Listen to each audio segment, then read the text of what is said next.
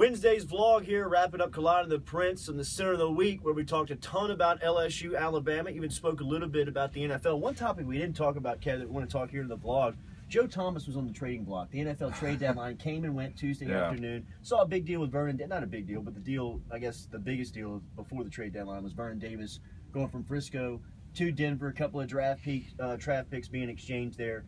But Joe Thomas's name was being kicked around, and we were talking in breaks today. Thomas might be the top left tackle in the game. He's no doubt one, if not the best. He's one of the best offensive, not just tackles, offensive linemen in the league right now. And for the Browns to want to trade him away, it makes absolutely no sense. You can't talk about being committed to winning and then you try to get rid of your best player. But on the other side of it, John Elway, what he's trying to do with Denver Broncos and help Peyton Manning out, he's looking to win another championship. That's why he goes for it. And I think what it came down to was they didn't give enough draft picks to get Joe Thomas. Now, if I'm Joe Thomas and I know I was on the trading block, I'd be pretty upset about this right now. Knowing I got to go play on Saturday night or Sunday afternoon, knowing that I was on the block, that I was the expendable piece of this.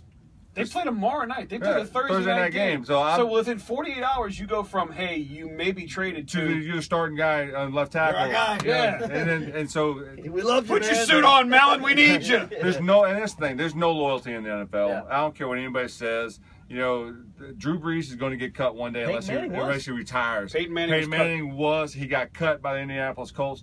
It's not about when you're going to get cut. It's either do you get out in front of it and retire before they cut you. That's what this league's all about. So we're in total agreement. I think it's the most ridiculous thing of all time that the Cleveland Browns would put Joe Thomas on the trade market. But I also asked the question, if you're John Elway and you know that you got a chance, to what point in time do you look at it and you say, well, guy's 6 years in the league and he's the best tackle in the game. I can't give away 2 first-round picks for that. Well, you got to look about what do I get in return for the 2 first. Am I going to get another 5 years out of him? Joe Thomas is in double-digit years, I think, or upper single digits, maybe 8 or 9 or something like that. So, is it realistic that you're going to get another 5 years out of him? If so, then 2 first-round picks sounds like a great deal. If you're only thinking he's going to get another 2 or 3 years out of him, then it doesn't make sense, and I think that's where the deal fell apart at. Hype train here, Wednesday of game week, LSU Bama towards everybody looking towards Saturday night at 7 o'clock over in Tuscaloosa. How do you feel about it week of? The hype is the hype is legit. It's real. This is Alabama week.